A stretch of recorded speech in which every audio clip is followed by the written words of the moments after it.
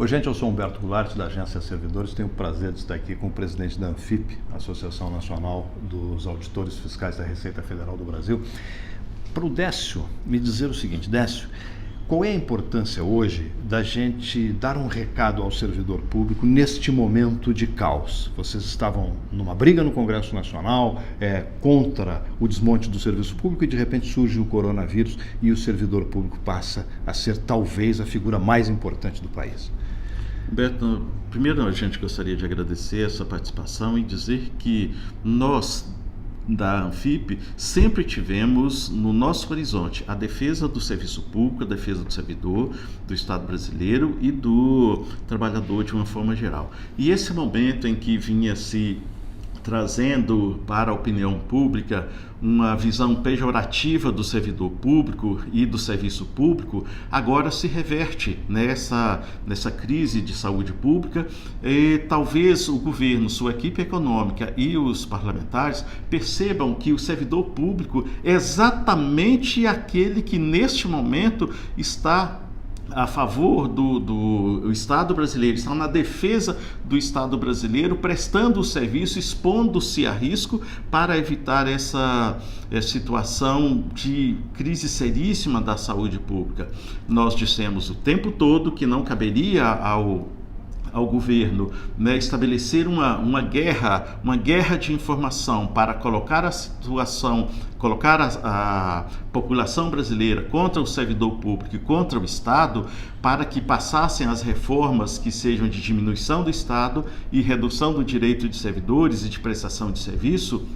Agora, a gente percebe que nós estávamos no caminho certo, que nós estávamos dizendo, olha, acalmem-se, tenham consciência da situação, porque cabe ao Estado exatamente promover a paz, promover o desenvolvimento econômico e social. E esta crise de saúde pública vem exatamente dizer o seguinte para nós: nós estávamos no caminho certo, é um momento de cautela, e neste momento de crise econômica, crise institucional, crise política, nada melhor do que um remédio que seja liberar recursos para a saúde pública, liberar recursos para as áreas sociais e recursos que sejam suficientes para a geração de emprego, e desenvolvimento da economia brasileira.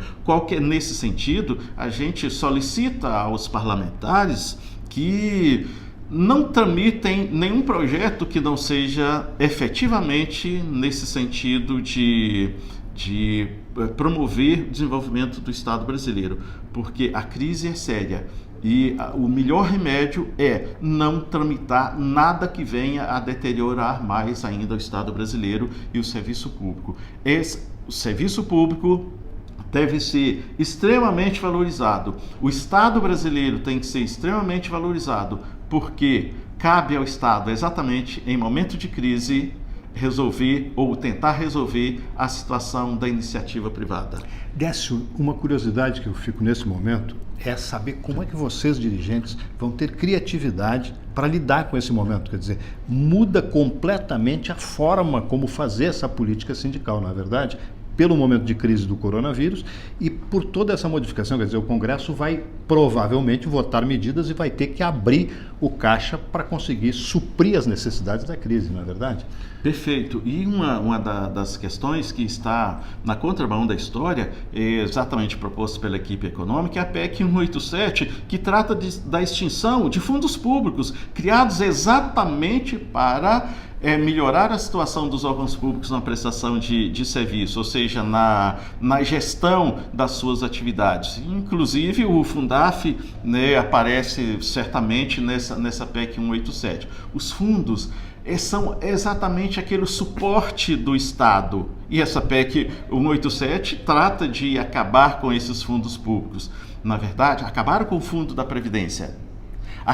Agora fizeram a reforma da Previdência nessa amplitude, porque disseram que a Previdência está quebrada, mas existia o fundo de liquidez da Previdência Social, existiam os fundos de sustentação de cada uma das entidades né, que tratavam de previdência para cada uma das categorias econômicas. O Estado gastou esse dinheiro, acabou com este fundo e agora diz que a previdência está quebrada. Assim será em todas as outras áreas. Ou seja, os governos devem ter a responsabilidade de terem políticas de longo prazo para que o Estado não passe por crises tão sérias quanto está agora a crise econômica que está passando pelo Brasil. Nós temos alertado.